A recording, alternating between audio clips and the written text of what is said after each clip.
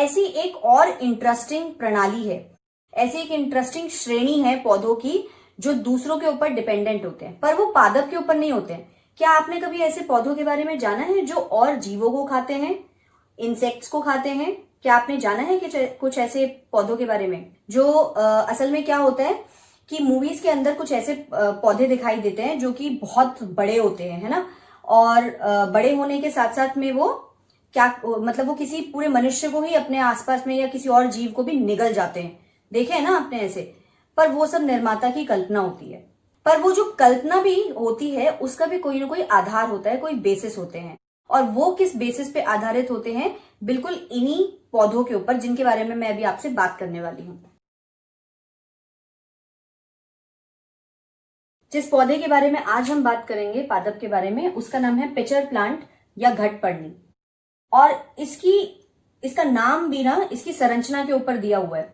सबसे पहली बात, इसके जो कैरेक्टरिस्टिक्स हैं वो क्या कि ये किसी भी रंग का हो सकता है, ये हरे रंग का भी हो सकता है और किसी और अन्य रंग का भी हो सकता है। अच्छा, अब इसके अंदर क्या होता है कि इसकी जो संरचना होती है वो एक घड़े के रूप में होती है, घट जिसे कह सकते हैं, या इंग्लिश में उसे कहते हैं पिचर, तभी इसका नाम ये पड़ा है, पिचर प्लांट या घटपर्णी। और असल में वो जो घड़े जैसी संरचना है वो होती क्या है? वो उसी का एक मॉडिफाइड प्लांट पार्ट है, या मैं कहूं पत्ती का रूपांतरित रूप। कुछ इस आकृति जैसा होता है एक पिचर प्लांट। पत्ती का जो शीर्ष भाग होता है, ऊपर वाला भाग, वह बन जाता है ढक्कन। और इस घड़े जैसी संरचना के अंदर मौजूद होते हैं कुछ हेयर लाइक स्ट्रक्चर्स, बाल जैसे रोम जिन्हें कहते हैं। ये जो रोम होते हैं ये नीचे की तरफ ढलके हुए होते हैं, और क्योंकि ये नीचे की तरफ ढलके हुए होते हैं तो इन्हें अधोमुखी भी कहा जा सकता है। और इस घड़े जैसी संरचना में होते हैं पाचक रस। तो क्या होता है, जैसे ही कोई कीट इस पिचर प्लांट के अंदर या घटपर्णी के अंदर घुस जाता है तो ये ढक्कन सबसे पहले अपने आप बंद हो जाता है। ढक्कन बंद इसलिए होता है ताकि वो कीट जो है वो दोबारा उसमें से भाग न सके।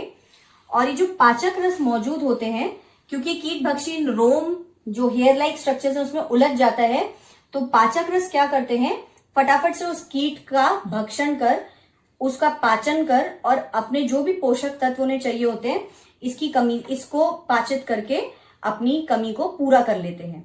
ऐसे पादप जो कीटों को खाते हैं, कीटों का भक्षण करते हैं अपने पोषक तत्वों की आपूर्ति के लिए, उन्हें कहते हैं कीट भक्षी पादप, या इंग्लिश में इन्हें कहते हैं insectivorous plants.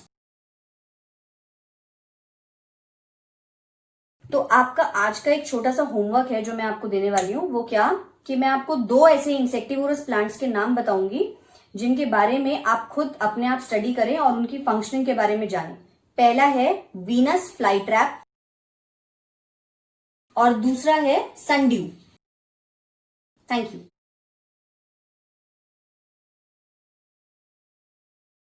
NTPC Faridabad and Chief Minister's Good Governance Associates Program with Star Teachers of Faridabad.